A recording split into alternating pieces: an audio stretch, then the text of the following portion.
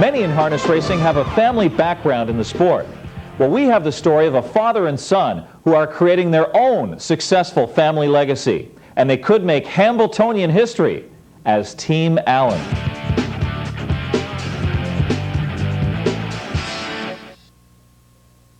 We're two different individuals, but I don't know how two people could be any closer than we are. It's a pretty empty feeling to go win a race, and whether it be a big stake race or an overnight race, and go back to the winner's circle and get your picture taken all by yourself. You know, I like to come back there and see everybody smiling and everybody happy and everybody, you know, enjoying the moment with me. And I like to be there in the winner's circle when Dad comes back. You know, it's not something you want to do on your own. Carl and Rod Allen are father and son, but they are much more than that. They're a team, breeding their own horses, training them, racing them. Together, always together. He's more like a friend than he is a partner. I don't think of him, I'm proud of the fact he's my son, but I don't think about it that way.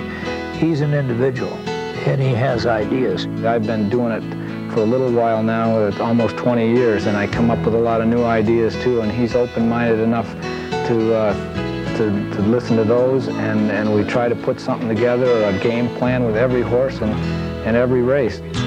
Carl got his start in harness racing in the late 60s after he was forced to give up his vacuum cleaner sales business.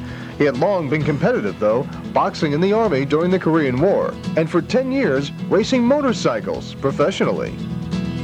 I was used to going into the turns on the racetrack at 100 miles an hour, not 28 or 29 miles an hour, so everything was happening to me in slow motion. But I didn't know you could get hurt out there at that speed, so I never had no fear.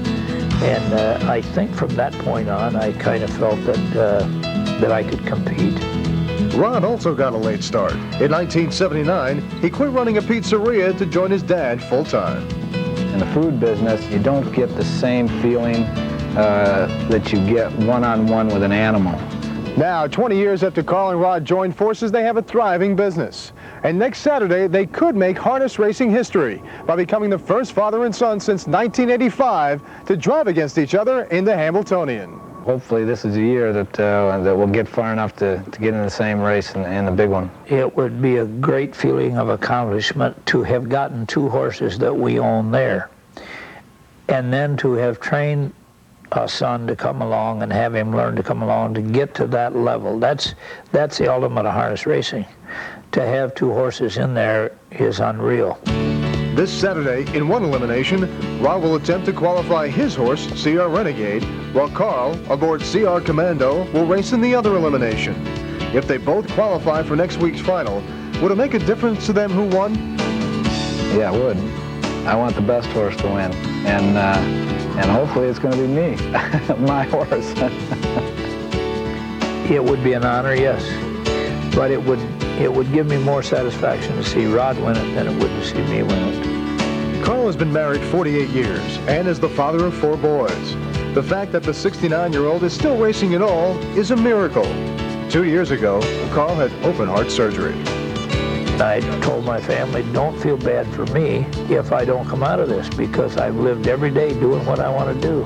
I've enjoyed my family probably more than anybody in the world ever has, and enjoyed every day of it, and I've lived the way I want to live. He's worked almost a lifetime at putting together one of the best broodmare bands and the best organization that this business has.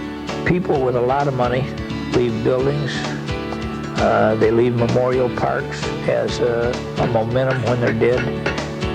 I think that the trophies that I want to leave is my family, my children, my boys. What kind of an impression they make on people. That's the trophies I want to leave, and that's the way I want to be remembered, not by some big building I built or some park that I named.